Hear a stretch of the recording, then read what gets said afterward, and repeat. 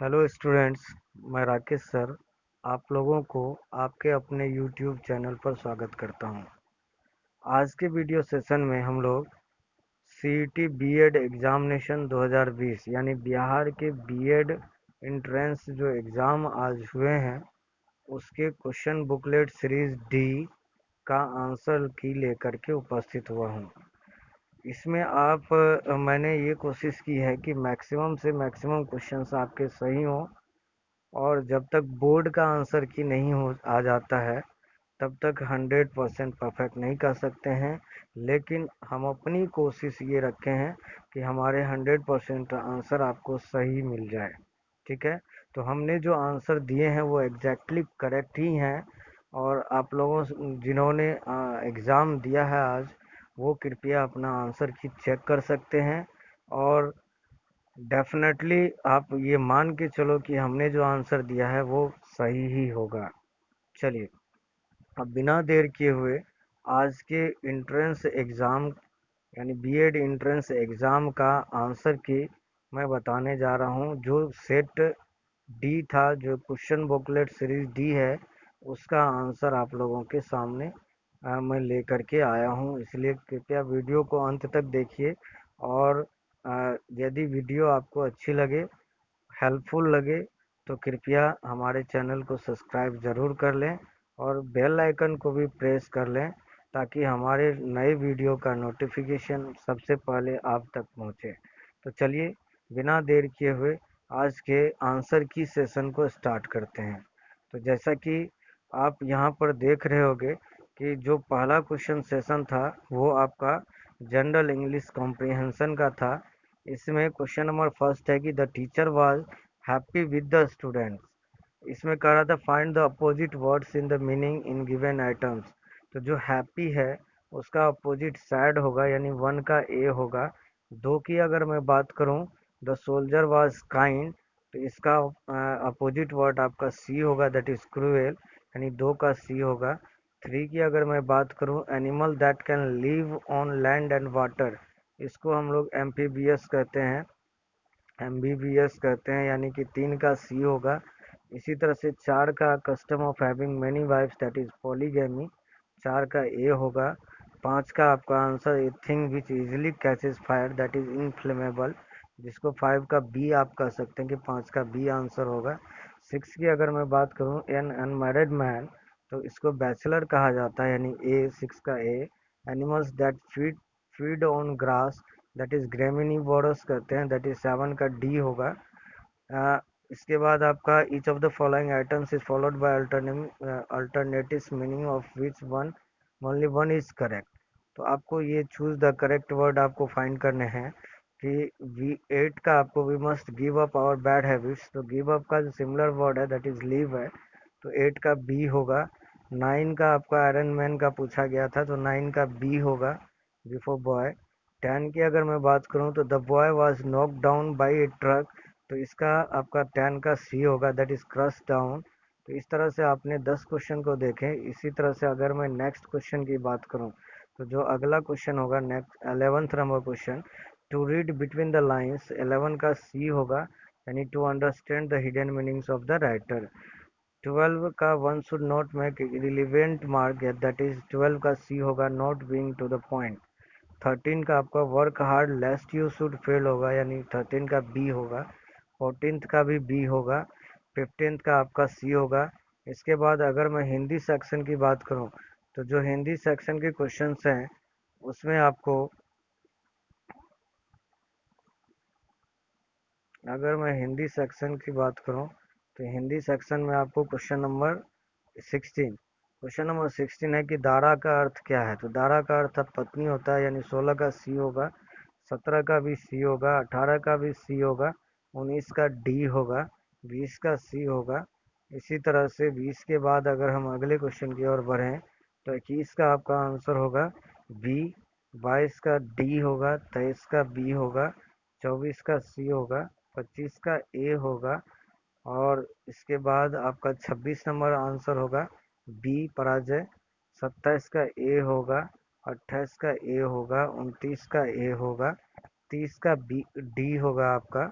इस तरह से इंग्लिश और हिंदी के सेक्शन आपके कंप्लीट हुए। यानी 30 क्वेश्चंस में आप लोग ज़रूर ध्यान रखिएगा कि ये जो हमने आंसर दिए हैं ये एकदम एग्जैक्टली करेक्ट है। अगर बोर्ड इसको गलत करता है तो हम इस पर रिप्रेजेंटेशन सेंड कर सकते हैं। ओके, तो कृपया आप लोग ध्यान से देखिए, A to Z correct answer हमने दिए हैं, आप थोड़ा ध्यान से इसको देखिएगा। लॉजिकल और एनालिटिकल रीजनिंग में आपका 31 का ए होगा, 32 का आपका ए होगा, 33 का आपका सी होगा, 34 का आपका डी होगा। इसी तरह से 34 का आंसर हो गया। अब इसके बाद अगर हम अगले क्वेश्चन की ओर बढ़ें तो 35 का आपका आंसर जो जा रहा है हमारे अनुसार वो सी होना चाहिए। और थोड़ा सा आप लोग इस सेक्शन को देख भी लीजिएगा कि 35 का सी होगा। जब तक बोर्ड का आंसर नहीं आएगा तब तक इसको हम करेक्ट नहीं मानेंगे, लेकिन सी मान के चलिए कि मेरे अनुसार से सी होना चाहिए। 35 के बाद आपका 36 नंबर क्वेश्चन जो होगा वो सी है, 37 का बी है। इस तरह से आप लोग ध्यान रखिएगा, 37 का बी। और इसके बाद 38 का जो आपका आंसर है वो एकदम करेक्ट है, दैट इज ए। 39 का आपका आंसर बी है, 39 का बी हो गया। इसके बाद 40 का अगर मैं बात करूं तो 40 का ए होगा, 41 का आंसर आपका डी होगा जिसमें दोनों निहित है, 41 का आंसर बी हो गया। अब इसके बाद 42 की बात करूं तो 42 का आंसर ए है, 43 का आंसर आपका बी है, बी फॉर बॉय। 44 का आंसर आपका सी है। इसी तरह से 44 का आंसर हो जाने के बाद अगर मैं 45 की बात करूं तो 45 का आंसर सी होगा, 46 का आंसर ए है, 47 का आंसर आपका बी है। और इस तरह से 48 की बात करूं तो 48 का आंसर ए होगा, 49 का आंसर आपका सी है, 50 यानी 50 नंबर क्वेश्चन का आंसर बी है, 51 का आंसर आपका सी है। और 51 के बाद अगर मैं बात करूं 52 का तो दैट इज बी होगा, बिफोर बॉय वाला। 53 का आंसर ए होगा आपका, थोड़ा ध्यान से देखिएगा। इस तरह से 53 के बाद 54 नंबर क्वेश्चन का आंसर आपका सी है। और 55 नंबर आंसर आपका ए बी है, बी फॉर बॉय। 55 के बाद 56 नंबर की अगर मैं बात करूं तो 56 का आंसर बी है, बिफोर बॉय। 57 का आंसर ए है, 58 का आंसर सी है, 59 का आंसर बी है, 60 का आंसर ए होगा, 61 का आंसर ए है। इसी तरह से 62 नंबर क्वेश्चंस को अगर आप देखेंगे तो 60 हुमायूं का मकबरा पूछा गया था, तो 62 का आंसर सी है। 63 का आंसर यानी 63 नंबर का आंसर ए है। 64 का आंसर बी है आपका। 65 का नाम आंसर ए है। और उसका महावीर का जन्म दैट इज ए है, 66 का ए। 67 का आपका डी नंबर होगा। इसी तरह से अगले अगर हम बात करें 68 नंबर क्वेश्चन का तो उसका आंसर बी है, 69 का आंसर ए है, 70 का आंसर आपका बी है, 71 का आंसर आपका डी होगा, डी फॉर डॉग। 72 का आंसर सी यानी जयपुर। 73 का आंसर बी है, अरविंद केजरीवाल। 73 के बाद 74 नंबर क्वेश्चन की अगर मैं बात करूं तो 74 का आंसर डी है, सभी ए बी और सी। ये क्वेश्चन दोबारा पूछा है, दो बार, एक बार पहले पूछा है, एक बार ये यहाँ भी पूछ रहा है, यानी ये क्वेश्चन दो बार आया है। 75 नंबर का आंसर आपका दोनों ए और बी होगा। 76 नंबर आंसर आपका सी होगा। 77 का आंसर बी है, फागू चौहान। और इसी तरह से 78 का आंसर होगा ए, मध्य प्रदेश। डॉक्टर भीमराव अंबेडकर का जन्म किस स्थान, किस राज्य में हुआ था, तो मध्य प्रदेश में हुआ था। 78 का आंसर ए होगा। इसी तरह से अगर मैं बात करूं 79 नंबर क्वेश्चन का तो 79 नंबर क्वेश्चन का जो आंसर होगा वो आपका डी है, यानी बिहार है। 79 का डी। उसके बाद 80 नंबर का आंसर ए है। उसके बाद 81 का आंसर आपका डी होगा, चार्ल्स बेबेज।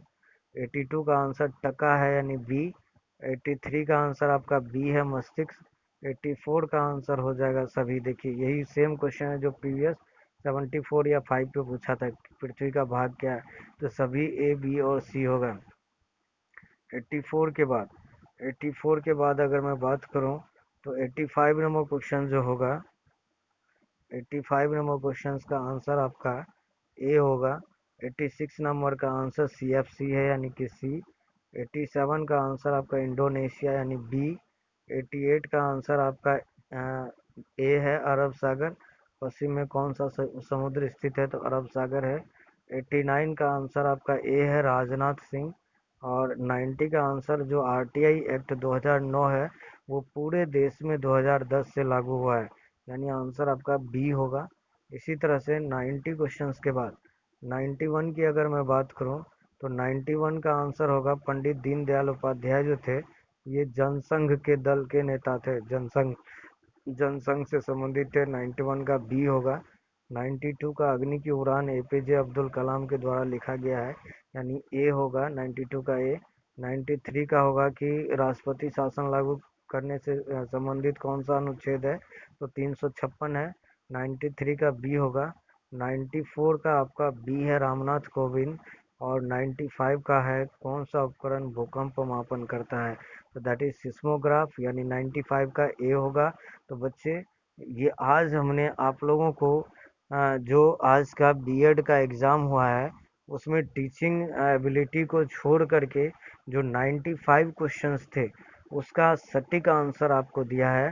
तो वीडियो को अंत तक देखिए, और अगर वीडियो अच्छी लगे तो कृपया हमारे चैनल को सब्सक्राइब कर लीजिए, ताकि इसी तरह की जानकारी आपको सबसे पहले हमारे चैनल के माध्यम से मिल सके। इसीलिए बेल आइकन को भी प्रेस करना ना भूलें। ठीक है, तो चलिए, जय हिंद।